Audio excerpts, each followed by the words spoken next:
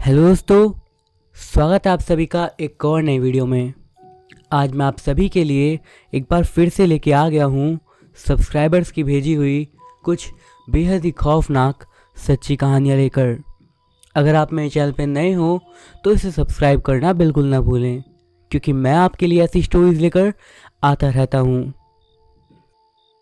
एक बात मुझे ये समझ में नहीं आती है कि जिस वीडियो में मैं आपसे कहता हूँ कि प्लीज़ कमेंट करिए, उस वीडियो में तो आप कमेंट कर देते हैं, बट बाकी वीडियोस में कमेंट्स का ग्राफ फिर से वैसे ही हो जाता है। तो प्लीज़ आपसे ये रिक्वेस्ट है कि अगर आपको वीडियो पसंद आए या आपको कोई सजेशन देना हो तो आप कमेंट्स के ज़रिए ज़रूर बताएं। इसके अलावा आपको अपने साथ घटा कोई इंसिडेंट मुझे बताना हो तो आप उसे स्क्रीन पर दिख रही मेरी इंस्टाग्राम आईडी के थ्रू मुझ तक पहुंचा सकते हो। आपकी स्टोरी सुनाने में मुझे बहुत ही खुशी होगी। इसी के साथ हम बढ़ते हैं आज की अपनी फर्स्ट स्टोरी की तरफ।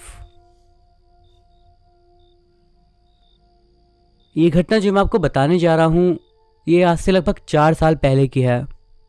उस टाइम पर यह घटना बहुत ही ज़्यादा पॉपुलर हुई थी हमारे शहर में। कुछ कारणों से मैं आपको जगह का नाम नहीं बता सकता, बस इतना बताता हूँ कि मैं आंध्र प्रदेश का रहने वाला हूँ। अभी जो घटना मैं आपको बताने जा रहा हूँ इसको अलग अलग लोगों ने अलग अलग तरीक़ों से सुनाया है। कुछ लोग इसका कुछ डरावना मतलब निकालते हैं तो कुछ लोग अपने ही हिसाब से। आप इसको किस तरीके से समझते हो ये मुझे इस घटना को जानने के बाद ज़रूर बताइएगा।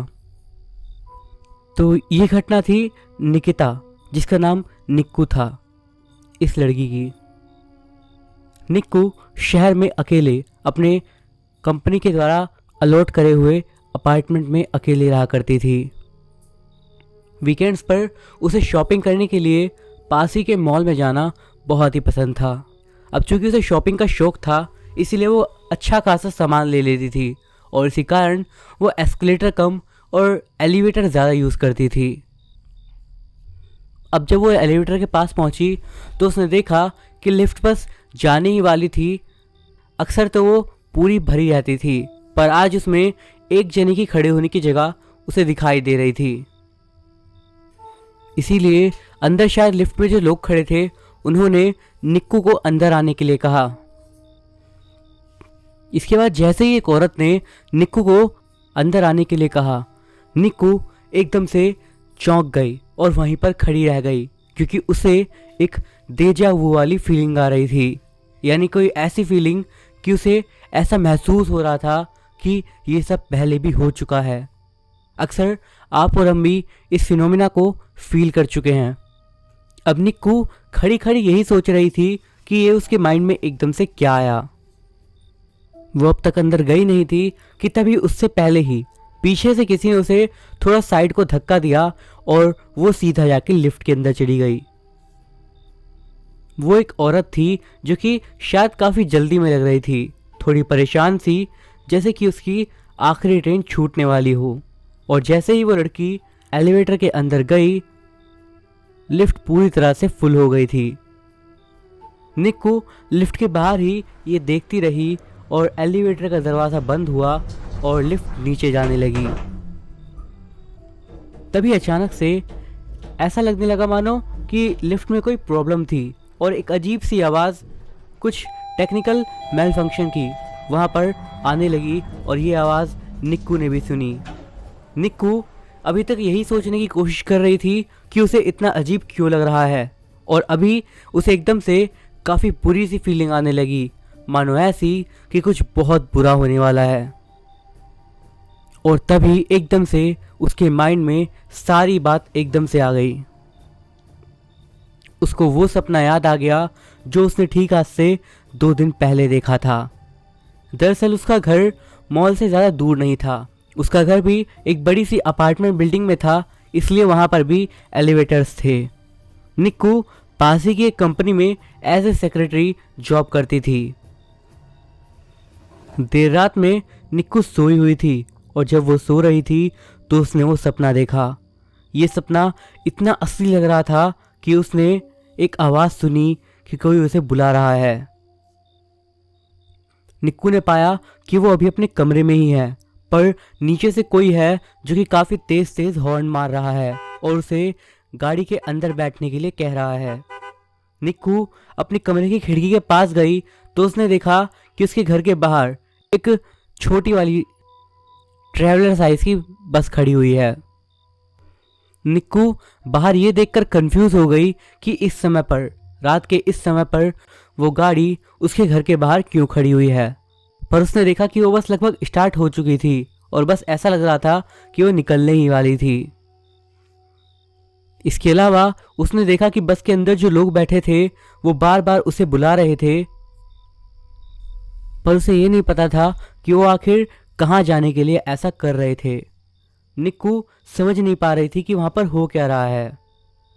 वो सोच ही रही थी और बार बार उसे बाहर से आवाज आ रही थी, जल्दी आओ, अंदर बस एक आदमी की जगह है, ये आखिरी सीट है। और ऐसा लग रहा था कि मानो उस गाड़ी में सभी लोग एक अलग ही तरह की जल्दी में हों। वो बस निक्कू को अंदर बुलाने के लिए फोर्स कर रहे थे। उस गाड़ी में लाइट काफ़ी डिम थी और उसे किसी का भी चेहरा साफ से दिखाई नहीं दे रहा था, बस परछाइयाँ दिख रही थी और उसे ऐसा लग रहा था कि वो सारी परछाइयाँ उसे उस खिड़की से देख रही हों। सपने में निक्कू ऐसा महसूस कर रही थी कि वो किसी चीज़ को ढूंढ रही है और उसने जवाब भी यही दिया कि वो बस आ रही है। और आखिरकार हुआ ये, निक्कू अपना सारा सामान लेकर ठीक से तैयार होकर अपार्टमेंट से नीचे गई और उसके बाद वो गाड़ी में बैठने के लिए आगे बढ़ने लगी। गाड़ी में एक औरत बैठी थी जो कि शायद सोच रही थी कि अगर निक्कू नहीं बैठ पाई और वो गाड़ी पहले ही चल गई तो क्या होगा। पर उसे इस समय पर किसी की आवाज़ सुनाई दी। ये आवाज़ उसके पीछे से आई थी और वो ज़ोर ज़ोर से चिल्ला रही थी और कह रही थी कि मुझे भी अंदर आना है। उसने देखा कि वो औरत भागते हुए आई और इससे पहले कि निक्कू गाड़ी तक पहुंच पाती वो गाड़ी के अंदर बैठ गई और जो उस गाड़ी में आखिरी सीट बची हुई थी जो कि निक्कू की होने वाली थी वो उस पर बैठ गई और उसके बाद वो गाड़ी एकदम से आगे बढ़ गई। निक्कू को ऐसा लग रहा था कि वो कुछ चीज़ खो चुकी है और उसने पता नहीं क्यों उस कार के पीछे जाना चाहा और वो देखने की कोशिश करने लगी कि वो कार आखिर कहाँ जा रही है। पर जब उसने उस कार को ध्यान से देखा थोड़ा करीब जाकर तो वो चक्कर खाकर वहीं गिर गई। उसने देखा कार के अंदर जितने भी लोग बैठे थे उनमें से एक भी इंसान जिंदा नहीं था। उन सभी ने एक साथ अपनी गर्दन उसकी तरफ घुमाई और उसे देखकर अजीब ढंग से, शैतानी ढंग से मुस्कुराने लगे। उसने देखा कि वो 8 लोग थे और सभी के सभी खून में सने हुए। कुछ के चेहरे पूरी तरीके से बर्बाद हो चुके थे, कुछ की तो आंखों के कंचे भी बाहर को गिर गए थे।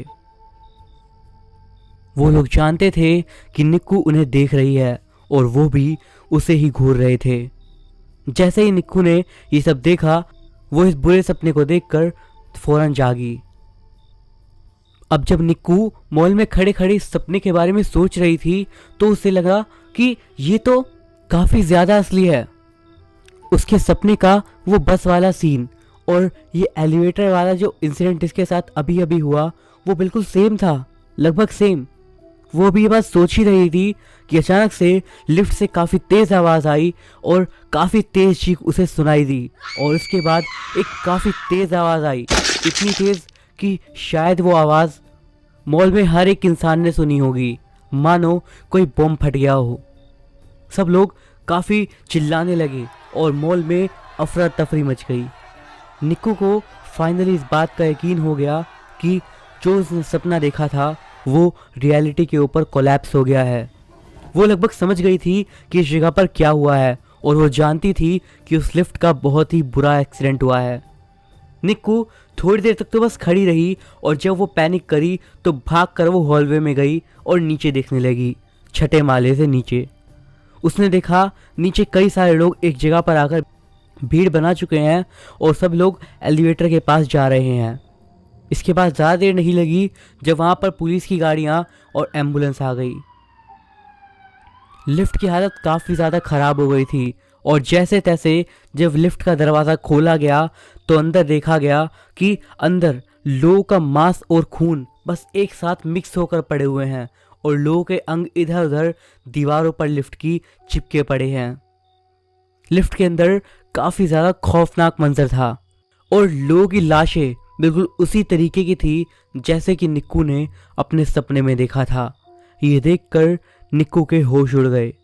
जब से उसने ये चीज़ देखी वो चुपचाप अपने घर आ गई और उसके बाद से काफ़ी समय तक ना तो वो दोबारा मॉल में गई और उसने काफ़ी समय तक लिफ्ट का यूज़ भी नहीं करा। जैसे जैसे ये बातें फैली सभी लोग हैरानी में पड़ गए कि आखिर ऐसा कैसे हो सकता है। कुछ कहते हैं कि निक्कू झूठ बोल रही है तो कुछ कहते हैं कि ये बात बिल्कुल सच है और ये एक काफ़ी ज़्यादा खौफनाक घटना है। आप इस घटना के बारे में क्या सोचते हैं?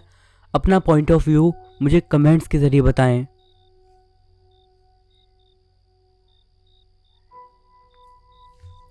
अब बढ़ते हैं आज की अपनी अगली घटना की ओर।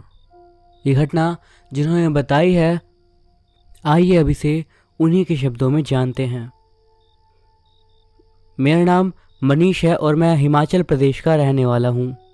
ये घटना जो मैं आपको बता रहा हूँ ये 6 साल पुरानी है और ये हमारे गांव में सबसे ज़्यादा प्रचलित कहानी है। दरअसल उस समय पर हमारा गांव जो कि एक पहाड़ के नज़दीक है जिसमें कि एक घना जंगल है, वहाँ पर उस साल में एक पार्क रेंजर को अलॉट किया गया था। उसका काम सिंपल था, बस सुबह और शाम को वहाँ पर पूरे जंगल में एक बार चक्कर मारना और उसके बाद वापस अपने शेल्टर में जाके बैठ जाना। उसका असली नाम तो कुछ और था पर सब गांव वाले उसे चिंटू कहकर बुलाते थे। उसकी सैलरी भी अच्छी थी, इसीलिए अपने गांव को छोड़कर वो इस गांव में इस काम को करने के लिए आया था। पर एक दिन कुछ अजीब हुआ। चिंटू शाम के समय जंगल में चक्कर लगाने के लिए गया पर वो रात में वापस आया ही नहीं। अब क्योंकि वो लगभग 3 महीने ऑलरेडी जॉब कर चुका था इसीलिए हमारे गांव में उसके बहुत ज़्यादा जान पहचान वाले बन गए थे। और जब उन लोगों ने इस बात को देखा कि उसका शेल्टर खाली है तो वो लोग थोड़ा परेशान होने लगे। अगले दिन सुबह सुबह ही सब लोग उसे ढूंढने के लिए जंगल की ओर चल पड़े। चिंटू को सब लोग ढूंढते रहे और वो मिला दोपहर के बाद। पर जिस जगह पर वो मिला था वो जगह कुछ अजीब थी। दरअसल वो एक पुराना पुण्य स्थान था जहां पर गांव के कई लोग आकर पूजा भी करते थे कभी कभी। एक और अजीब बात ये थी कि जिस समय चिंटू को गांव वालों ने ढूंढा वो बेहोशी की हालत में था। उन लोगों ने काफ़ी कोशिश करी, पानी का इस्तेमाल किया, तब जाकर उसे होश आया। और जब सब लोगों ने देखा कि वो ठीक है तो सब ने राहत की सांस ली। हालांकि उठने के बाद चिंटू काफ़ी कमज़ोर लग रहा था और सब लोगों को काफ़ी कंफ्यूज तरीके से देख रहा था। वो काफ़ी ज़्यादा चौंका हुआ था जो उसके साथ हुआ है इस बात से।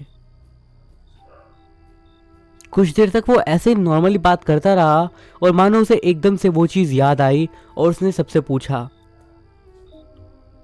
हरीश कहाँ है? हरीश। सबसे पहले तो चिंटू की बात सुनकर सब लोग हैरान से हुए, लेकिन जब चिंटू ने अपने साथ हुई घटना के बारे में उन लोगों को बताया सभी लोग एकदम से डर गए और सब लोग इस तरीके से रिएक्ट करने लगे जैसे कोई बहुत ही ज़्यादा अजीब चीज़ हो गई हो। वो लोग सोचने लगे कि वो जो बोल रहा है वो तो हो ही नहीं सकता। लेकिन उसकी पूरी बात को सुनने के बाद गांव वाले सब समझ गए कि आखिर उसके साथ क्या हुआ है। चिंटू के अंदर एक आदत थी कि वो अपने काम को काफ़ी ज़्यादा लगन से करता था। वो हमेशा ही डेली सुबह और शाम को पूरे जंगल वाले एरिया का राउंड मार के आता था और उसके बाद ही खाना खाता था। बीती रात भी वो ऐसा ही कर रहा था। वो जंगल में अंधेरा होने के बाद घूम रहा था और देख रहा था कि सब कुछ ठीक है या फिर नहीं। लेकिन एक बात और थी, उसको एक बुरी आदत थी सिगरेट पीने की। पर उसूलों का वो पक्का था, काम के समय काम ही करता था। तो जब उसने अपने पूरे राउंड को कंप्लीट कर लिया तो एक जगह देखकर वो जगह पर जाकर बैठ गया और उसके बाद उसने अपने जेब से लाइटर और सिगरेट निकाला जो उसने घर से चलते वक्त बीच में रास्ते में पड़ी दुकान से लिया था। और उसके बाद उसने उस सिगरेट को जला लिया और कश लेने लगा। उसी समय पर उसे महसूस हुआ कि उसे टॉयलेट करना है और इसीलिए वो साइड में एक झाड़ी के पास चला गया और अपना काम करने लगा। उसी समय उसे एकदम से ऐसा लगा कि कोई उसके पीछे से जा रहा है, यानी कि गुजर रहा है। और जैसे ही चिंटू ने अपनी गर्दन घुमाई, उसने देखा कि एक आदमी जिसका उसे बस साया दिख रहा था वो जंगल के अंदर कहीं जा रहा था। पहले तो उसे समझ नहीं आया कि इस समय पर कौन यहाँ पर आया है। उसने तेजी से चिल्लाकर पूछा कि कौन है और वो इस समय यहाँ पर क्या करने आया है। उस आदमी ने उसकी बात सुनी और वो रुक गया और उसके बाद उसने अपनी गर्दन घुमाई और चिंटू को देखने लगा। अंधेरा हो रहा था इसलिए उसे साफ साफ उसका चेहरा तो नहीं दिख पाया, पर उसने उसका आधा चेहरा देखकर ही पहचान लिया कि ये और कोई नहीं बल्कि हरीश था, जो कि इस गांव में उसका काफ़ी समय से अच्छा दोस्त रहा है। यहाँ तक कि उसकी इस जगह पर जॉब लगवाने में भी उसका अच्छा खासा हाथ था। पर ये किसने सोचा था कि उसका पक्का दोस्त हरीश उसे इस जगह पर देखकर पहचानेगा भी नहीं और सीधा आगे बढ़ने लगेगा। उसने बस उसके चेहरे को देखा और वापस से घूमा और आगे बढ़ने लगा। अपने दोस्त को इस तरह से इग्नोर करता पाकर चिंटू को काफ़ी अजीब लगा। वो समझ नहीं पाया कि आखिर उसे क्या परेशानी है और इसीलिए वो उसके पीछे पीछे जाने लगा, अपनी बेल्ट को एडजस्ट करता हुआ। लेकिन कोई फ़ायदा नहीं कि वो उसके कितना पीछे जाए और कितना उससे पर चिल्लाए, उसे बुलाए, पर वो बस उसकी बात को इग्नोर कर रहा था और आगे बढ़े जा रहा था। उसका सिर नीचे को झुका हुआ था और वो ऐसे चल रहा था जैसे उसे कुछ सुनाई या दिखाई दे ही ना रहा हो। सबसे अजीब बात तो ये थी कि भले ही वो हरीश काफ़ी धीमी स्पीड पर चल रहा था और चिंटू तेज़ी से जा रहा था, पर वो उसके पास नहीं पहुंच पा रहा था। उन दोनों के बीच की दूरी मानो बस एक बराबर आकर रुक गई थी और ये ऐसे ही चली जा रही थी। चिंटू ने देखा चलते चलते वो लोग पहाड़ के लगभग ऊपर वाले हिस्से में आ गए हैं और तब उसने देखा कि आसपास कुछ धुंध जैसा इकट्ठा हो रहा है और इस समय पर हरीश, जो कि कब से उसके सामने चल रहा था, वो रुक गया। उस समय पर उसने देखा कि हरीश पीछे को घूमा और उसने हाथ से मानो ऐसा इशारा किया कि वो अब रुक जाए। लेकिन एक और अजीब बात ये थी कि उसके हाथ काफ़ी धीरे धीरे हिल रहे थे और ये उसे काफ़ी अजीब लग रहा था। वो ज़ोर से उसे बोलने लगा कि तुम किस तरह का बर्ताव कर रहे हो। तब एकदम से उसके आसपास की धुंध धीरे धीरे कुछ कम सी होने लगी और उस टाइम पर उसने देखा कि जिस जगह पर हरीश खड़ा है उसके पीछे एक पुण्य स्थान है। उसने देखा हरीश एकदम से उसकी तरफ मुड़ा और उसे अपने हाथ से ऐसा इशारा किया जैसे वो उससे विदा ले रहा हो और उसके बाद वो उस पुण्य स्थान के अंदर चला गया और देखते ही देखते उसकी आंखों से ओझल हो गया। पहले तो चिंटू को समझ ही नहीं आया कि क्या हुआ, पर अब उसे इतना समझ में आ चुका था कि चीज़ें उतनी सीधी नहीं हैं जितना कि उसे लग रहा था और वो फौरन ही उस पुण्य स्थान के अंदर आया और अंदर आकर उसने देखा कि उसके सामने बस एक मूर्ति थी और आसपास इतनी जगह भी नहीं थी कि एक जिंदा आदमी कहीं गायब हो जाए। अब चिंटू ने बताया कि उस जगह पर जाने के बाद एकदम से ही उसके हाथ पांव धीरे धीरे कांपने लगे और जब उसने अब उस मूर्ति की तरफ देखा तो उसे काफ़ी ज़्यादा अजीब लगने लगा और ऐसा लगने लगा कि उसके साथ कुछ अजीब हो रहा है। इसके बाद उसने बताया कि उसे धीरे धीरे चक्कर आने लगे और उसकी आंखों के सामने अंधेरा सा छाने लगा। अब वो एक बार फिर से हरीश को आवाज़ मारना चाहते थे, पर अब उसके मुंह से अब आवाज़ भी नहीं निकली और धीरे धीरे वो वहीं पर बेहोश हो गया। ये सारी बात बताने के बाद चिंटू अपने आसपास के लोगों को इस नज़र से देखने लगा कि उनके पास शायद उसका कोई जवाब होगा, पर उसने उल्टा पाया कि अब कोई उससे ठीक से बात नहीं कर रहा था और चिंटू जब सबसे पूछ रहा था कि क्या बात है तो बोल रहे थे गांव जाने के बाद तुम्हें खुद पता चल जाएगा। ये बोलने के बाद सभी लोग अपने अपने घरों की तरफ चल दिए। इसके बाद चिंटू जैसे ही गांव में आया तो उसने देखा कि हरीश के परिवार में मातम छाया हुआ था। जब उसे उस जगह के बारे में पता चला तो वो और ज़्यादा हैरान और परेशान हो गया। उसे पता लगा बीती रात हरीश काम पर से घर आ रहा था और बीच रास्ते में ही उसे एक हार्ट अटैक आया और वो मर गया। अब क्योंकि चिंटू पहाड़ों में अपनी पेट्रोलिंग के लिए गया हुआ था, इसीलिए उसे इस बारे में पता ही नहीं चला। तो लोग कहते हैं कि उस रात हरीश आखिरी बार अपने दोस्त को विदा देने के लिए आया था। इस बात में कितनी सच्चाई है ये तो मुझे नहीं पता, पर आप इस पे कितना यकीन करते हैं वो मुझे कमेंट्स के ज़रिए ज़रूर बताना।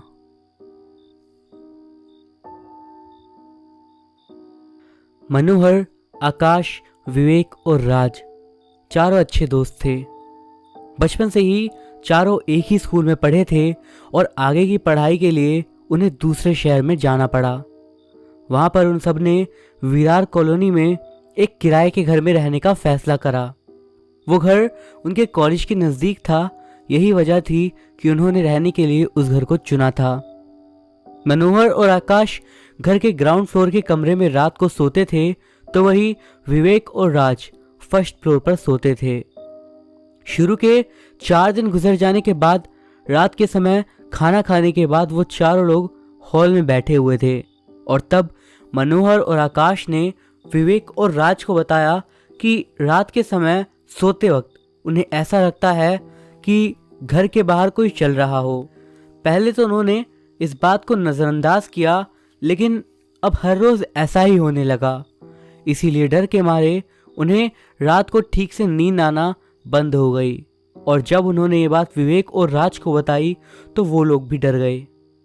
ये सब सुनने के बाद तुरंत विवेक ने बताया कि एक दिन जब वो घर पर अकेला था और बाकी तीनों किसी काम से बाहर गए हुए थे, तब उसे ऐसा लग रहा था कि उस घर में उसके अलावा भी कोई और है। दोपहर के वक्त जब वो किचन में कुछ खाने के लिए गया था लेने के लिए, तब उसे पीछे से किसी के गुजरने का एहसास हुआ और उसने तुरंत पीछे मुड़कर देखा तो उसे ऐसा लगा कि एक काली परछाई 1 सेकंड में उस कमरे से बाहर को भागी। वो सब कुछ इतना जल्दबाजी में हुआ कि विवेक को कुछ समझ में भी नहीं आया और वो डर के मारे अपनी जगह पर ही जम गया। उसने तुरंत किचन के बाहर जाकर बाकी के कमरों में देखा, पर वहां पर कोई भी नहीं था। ये सारी बातें जब उन सब ने एक दूसरे को बताई तब वो सब डरे हुए थे। इस सब के बाद राज ने तुरंत ही मकान मालिक को फ़ोन किया और उनको इन सब के बारे में बताया। तब मकान मालिक ने उन्हें उस घर की सच्चाई बताई। दरअसल बात यह थी कि सालों पहले उस जगह पर एक कब्रिस्तान हुआ करता था, लेकिन मकान मालिक के पिता ने उस जगह को खरीदा और वहां पर एक घर बनाया। अब चूंकि उनके पास पैसों की कमी नहीं थी, इसलिए उन्होंने इस घर को किराए पर रख दिया और वो खुद दूसरे शहर में रहने के लिए चले गए। जब भी उस घर में कोई रहने आता तो ज़्यादा से ज़्यादा 1 महीने के बाद वो उस घर को खाली कर देता। लोगों ने बातें बनानी शुरू कर दी थी कि ये घर हॉन्टेड है, क्योंकि उस घर में रहने वाले लोग उस घर में आत्मा देखने का और कई सारी पैरानॉर्मल एक्टिविटीज़ का अनुभव करने का दावा करते थे। यही वजह थी कि उस घर को कोई खरीदता भी नहीं था। मकान मालिक ने उन चारों लड़कों को घर दिखाते समय ये बात छुपाई थी, लेकिन जब उन सबके साथ ये घटनाएं हुई तो उसे सच बताना पड़ा और सब कुछ जानने के बाद उन चारों ने ये फैसला करा कि वो अगले दिन ही इस घर को छोड़कर चले जाएंगे। रात के समय विवेक और राज ने भी ग्राउंड फ्लोर पर सोने का फैसला करा। वो दोनों मनोहर और आकाश के बगल वाले कमरे में सोए। बेशक वो सभी सोने चले गए थे, लेकिन उन सबको थोड़ा थोड़ा डर तो लग ही रहा था और रात को सोते समय राज की आंख खुली। उसे किसी के चलने की आवाज़ आ रही थी। उसे ऐसा लग रहा था मानो कोई घर के बाहर घास पर चल रहा है। उसने इस बात को नज़रअंदाज करने की कोशिश करी, लेकिन चाह कर भी वो इस तेज आती हुई आवाज़ को इग्नोर नहीं कर पाया और उस वक्त वो अपने बिस्तर पर इतना डरा और सहमा हुआ था कि उसे समझ नहीं आ रहा था कि वो क्या करे। थोड़ी देर बाद ये आवाज़ बंद हो गई और फिर राज ने विवेक को उठाया, जो कि उसके बगल में ही लेटा हुआ था। विवेक ने उसे बताया कि वो भी जाग ही रहा था और उसने भी वो आवाज़ सुनी है। वो दोनों ही बात कर ही रहे थे कि किसी ने उनके कमरे के बाहर का दरवाज़ा खटखटाया और दरवाज़ा खटखटाने की आवाज़ सुनते ही वो दोनों चौंक गए। वो दोनों ये सोच ही रहे थे कि दरवाजे पर कौन होगा कि बाहर से चिल्लाने की आवाज़ आई, जल्दी दरवाज़ा खोलो। ये सुनते ही वो समझ गए कि आकाश की आवाज़ है। राज ने तुरंत दरवाज़ा खोला और सामने आकाश खड़ा था, जो कि बहुत परेशान था। उसके चेहरे की हवाइयाँ उड़ी हुई थी और माथे पर बहुत सारा पसीना आया हुआ था। क्या हुआ तुम्हें? परेशान क्यों इतना? देखो, हमें अभी यहाँ से निकलना होगा। कि क्या? मगर क्यों? क्या हुआ तुम्हारे साथ? देखो, अभी बताने का वक्त नहीं है, जल्दी हमें यहाँ से निकलना होगा। मनोहर ने कैब बुक कर दिया। अरे पर राज आगे और कुछ बोलता कि तुरंत आकाश अपने कमरे की ओर दौड़ा और उसे वहां जाता देखकर राज और विवेक भी उसके पीछे गए। उस समय उन्होंने देखा कि मनोहर अपना सामान इकट्ठा कर रहा था, तो आकाश पागलों की तरह अपनी चीजें लेने के लिए कमरे में इधर उधर दौड़ रहा था। उसे उन दोनों ने शांत किया। आकाश, अब बताओगे बात क्या है? ऐसा क्या हुआ है? विवेक ने बोला। जब मैं सो रहा था तब नींद में मेरी थोड़ी सी नींद खुली और जैसे ही मेरी नज़र खिड़की पर पड़ी, मेरे रोंगटे खड़े हो गए। ऐसा क्या देख लिया तूने खिड़की पर? उस खिड़की की हाइट देख, ऊंची है ना? हाँ है। तो मैंने देखा कि वहाँ पर एक बूढ़ी औरत खड़ी है। उसकी आंखें पूरी तरह से सफ़ेद थी और उसके चेहरे पर एक अजीब सी मुस्कुराहट थी। मुझे तो समझ में ही नहीं आ रहा था मैं क्या करूं कि तभी क्या? उसी वक्त नींद में मेरा हाथ इसकी गर्दन पर लगा और डर के मारे चिल्लाया। मेरी नींद खुल गई और उसके बाद इसने मुझे सब कुछ बताया। पहले तो इसकी बातों पर मुझे यकीन नहीं हुआ और मुझे लगा कि इसने कोई सपना देखा है, पर फिर उसके बाद वापस हमने किसी के चलने की आवाज़ सुनी और मैं समझ गया कि ये कोई सपना नहीं बल्कि वाकई में इसने किसी बूढ़ी औरत को देखा है, मनोहर बोला। ये सब सुनने के बाद राज बड़ी हिम्मत करके तुरंत उस खिड़की के पास गया। वैसे तो वो डरा हुआ था, मगर उसने अंदर से ही खिड़की के बाहर नीचे ज़मीन पर देखा और खिड़की अंदर से बंद थी, लेकिन उस पर लगी कांच से बाहर का सब कुछ साफ दिख रहा था। और नीचे देखने के बाद राज अपनी जगह पर किसी पुतले की तरह जम गया। क्या हुआ तुम्हें राज? विवेक बोला उससे। देखो, बात यह है कि अगर वहाँ पर कोई खड़ा रहा होगा वाकई में, तो उसकी हाइट 8 से 10 फीट होगी, या फिर क्या, या फिर वो हवा में उड़ रही होगी। राज के ऐसा कहते ही वो सब लोग बुरी तरीके से डर गए और फिर उन सब ने जल्दी से अपना सामान पैक कर लिया और फिर थोड़ी देर तक वो कैब आने का वेट करे। और जैसे ही बाहर कैब आई, वो चारों तेजी से घर के बाहर की तरफ दौड़े और जल्दबाजी में ही उन्होंने उस घर को लॉक करा और फिर बिना इधर उधर देखे सीधा कैब में जाकर बैठ गए। किसी की भी नज़र वापस उस घर की तरफ देखने की नहीं हो रही थी, लेकिन जब कैब बस निकली ही थी, उस समय पर राज ने हिम्मत करके पीछे घर की तरफ देखा तो उसे वहां पर कोई दिख तो नहीं रहा था, पर उसे ऐसा लग रहा था मानो उस घर के पास कोई उन्हें जाते हुए देख रहा है। तो दोस्तों, ये थी हमारी आज की कहानियाँ। वीडियो आपको कैसा लगा मुझे कमेंट्स के ज़रिए ज़रूर बताइएगा। इस वीडियो पर मैं एम करता हूँ 300 लाइक्स के लिए, और मुझे बहुत अच्छा लगेगा अगर आप इस लाइक एम को पूरा करवा देते हो तो। इसके अलावा आप मुझसे पर्सनली कनेक्ट हो सकते हो मेरे इंस्टाग्राम या फिर मेरे व्हाट्सएप नंबर के ज़रिए मुझसे। आप मुझे स्टोरीज़ के सजेशंस या फिर अपनी पर्सनल कोई बात या फिर पर्सनल इंसिडेंट जो कि पैरानॉर्मल चीज़ों से जुड़ा हुआ हो वो मुझे बता सकते हो। मैं अभिषेक मिलूँगा आपसे अगली वीडियो में कुछ और ऐसी ही स्टोरीज़ के साथ। तब तक के लिए बाय।